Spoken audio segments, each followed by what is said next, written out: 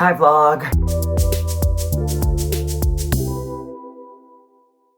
Welcome back to those of y'all who are new here. My name is Dylan. So glad you're here. First of all, how are you guys doing? How was spring break? How was life? Are we slaying? There's a piece of hair coming right off the top of my head. Anyway, thank you so much for being here. It has been a busy few weeks for me. Thank you for asking. I went to Nashville and Los Angeles for spring break and I made vlogs of those. If you want to take a look. In Los Angeles, I recorded another song with my friend and producer Travis, which was really exciting. So I may or may not have something to share with y'all soon. If you'd like to be updated, make sure to subscribe or follow my TikTok or my Instagram at dylan.dinza. This song is gonna be a real downer. It's a good one. It's like a slow piano song. I'm gonna feel some emotions while we listen, gonna go on a journey. It's gonna be really fun. So I am excited to share it with you. So to the topic of today's video, I thought I would take some time today and provide my spring recommendations. So first, my media recommendations. Young Royals just got added to Netflix. I haven't started the third season yet, but I watched the first two.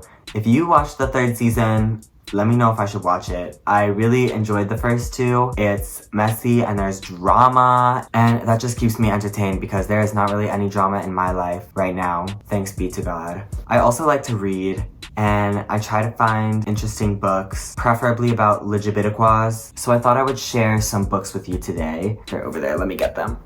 This first book is called So This Is Ever After. It's definitely very quirky, and I usually don't like super quirky books, but I really liked this book. It's kind of a medieval, like, fairy tale kind of story about the chosen one, but what happens, like, after he, like, fulfills his duty of, like, defeating evil. So it was pretty good. It was kind of funny. Definitely, like, a will they, won't they romance going on. Really good. See, this is what I do on planes. I just read my little books and crochet my little granny squares and pray the person in front of me does not recline. The other book that I read recently is called We Could Be So Good by Cat Sebastian. The cover makes it look less sophisticated than it is. I think this was a really, really well written story. It's a LGBTQIA romance that takes place in the 50s, I believe. I read this one like a month or two ago. It's about a journalist, and I'm a journalism major, even though I'm not a journalist. Hey y'all, it's Editing Dylan. I realized I provided like no context about the plot of this book. So basically, the journalist falls in love with the son of the newspaper owner, but he like thinks he's straight. But the whole story in general is just like very wholesome, very cute. Yeah, sorry. And it's just really well written. I thoroughly enjoyed this book. No notes. And it's not super depressing. I love a book that's not super depressing.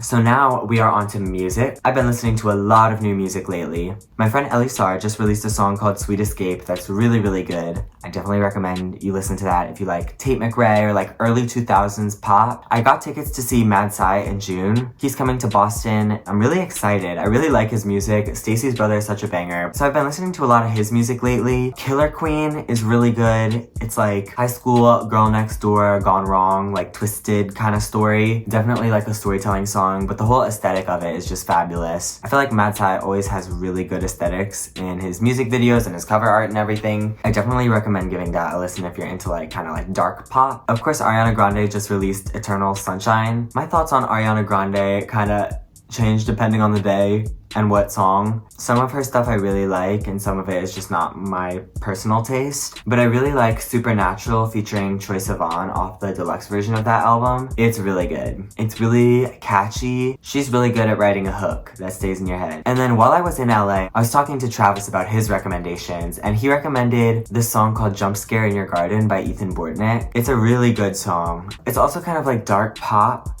but it's a little, I feel like, chiller than like Killer Queen. It's kind of haunting and a little bit spooky sounding. I don't know if Ethan is the one playing the piano on those tracks, but that whole album or EP has really interesting like piano, but it uses it in like a dark and like twisted non-classical way. So I definitely recommend listening to that. This one is so predictable of me. Don't come for me. But I've been listening to Alley Rose by Conan Gray.